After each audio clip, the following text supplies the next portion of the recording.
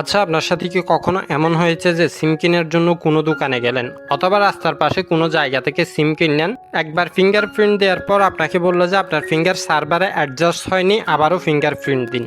এমনই ঘটনা কিছুদিন আগে আমার সাথে ঘটে যায় এবং যখন বাসায় এসে চেক করে দেখলাম তখন দেখি আমার নামে একই সিরিয়ালের দুটি সিম রেজিস্ট্রেশন করা। এমন পরিস্থিতির শিকার হয়ে থাকলে এখনই জেনে নিন আপনার নামে অন্য কেউ সিম ব্যবহার করছে কিনা। এই জন্য প্রথমেই মোবাইলের ডায়াল প্যাডে চলে যাবেন এবং ডায়াল করবেন *16001#।